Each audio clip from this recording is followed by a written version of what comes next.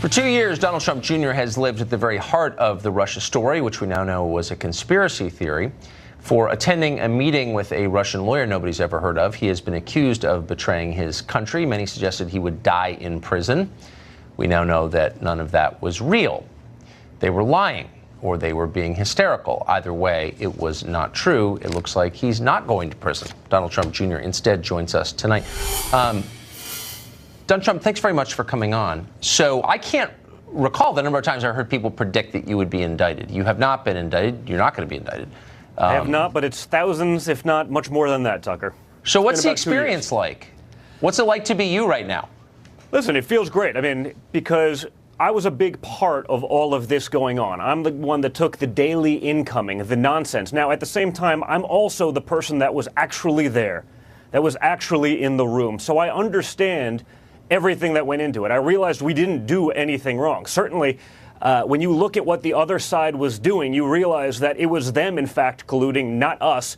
We were doing a campaign. We were functioning like any campaign would, and that's what we did. So it was difficult to watch. It was difficult to watch what they're trying to and have been trying to do to my father for 2 years. And it's really the Democrats with their media lackeys creating a narrative that they want to be true because they couldn't explain the outcome of the last election.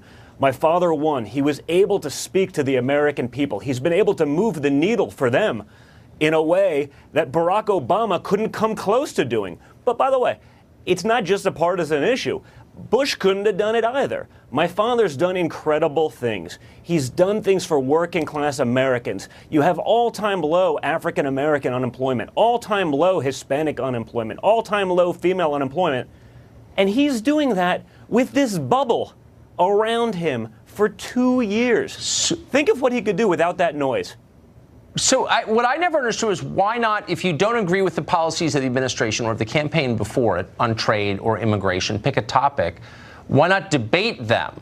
The Russia stories seem to subsume all of that. No one was talking about the details of any policy. Some policies weren't even being affected as a result of it, weren't getting done. Why not have like a conventional political debate?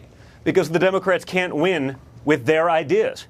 With the issues and the things that they want to push, they don't work.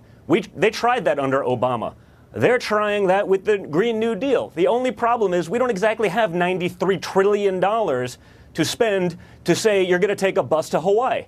That doesn't work. Their ideas do not work, and they recognize that. So the way to try to combat that is to demonize a guy who's getting it done with ideas that they can't stand. And that's what my father's been doing, Tucker. He's been doing it day in and day out. The Russia story wasn't simply about your father. It was about the people around him, very much including you. I mean, you were a major figure in this narrative, as they say. Yeah, because I was the needle in the haystack, Tucker. We handed over our emails. I did 27-something hours of testimony in front of congressional committees. And you know what happens? You go in the meeting. At the end of 7-hour testimony, guys, do you have any more questions? Ask them. Go look at the records. Do you have any more questions? No, we have none. Guys like Da Nang, Dick Blumenthal go outside on the steps of Congress 30 seconds later, hold a press conference saying, there are many questions that were not answered. It's nonsense, Tucker. It's all a game. And you got the leader of the tinfoil hat brigade, Adam Schiff, out there every day talking about the evidence of collusion that he's seen. He's flagrantly lying to the American people. He's doing it every day on national television. He's gotten more airtime, amazingly enough, than Michael Avenatti, but they're about of the same level of credibility, and there's no accountability for that, Tucker, because when you're on that side and you have the media carrying your water for you, you can say whatever you want. When you're on our side, even when you're right, even when you're proven so, there's a level of culpability. There are repercussions for being a conservative that you don't face if you're on the other side. So what have those repercussions been like for you? I mean, how is that, since there are millions of people who believe that you are a Russian agent or abetting other Russian agents, the most serious charge you could level against anybody betraying your country, how has that affected? I mean, what's it like when you go to the grocery store?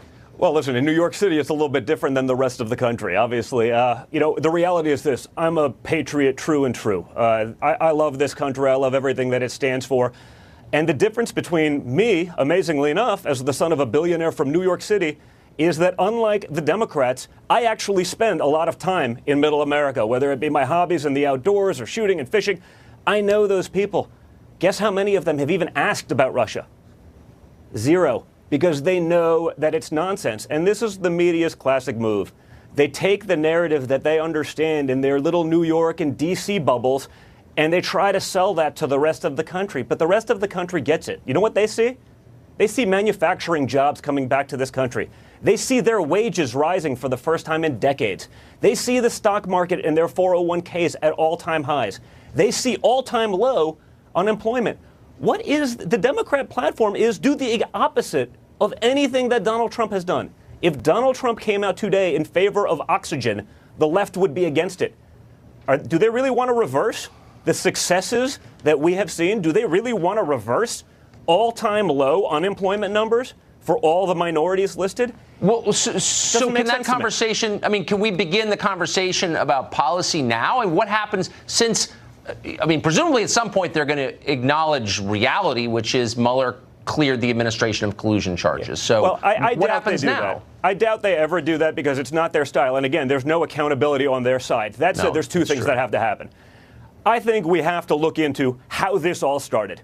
Okay, this didn't start with some FBI agent, a door kicker. This started with the lawyer bureaucrats at the top of the FBI working with Hillary Clinton, Fusion GPS, Christopher Steele, Peter Strzok. Those people need to be looked into. This was the greatest farce ever perpetrated on our democracy. It's a disgrace, and it's a stain on our Constitution. We have to fix that. Then, what I'd like us all to get together.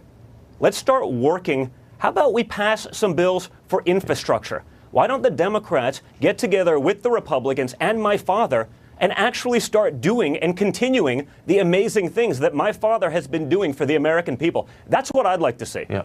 I'd like to see that kind of unity. I'd like to see the Democrats focusing on what's good for the American people, not just screaming on TV, trying to perpetuate a hoax and a myth that they themselves have created.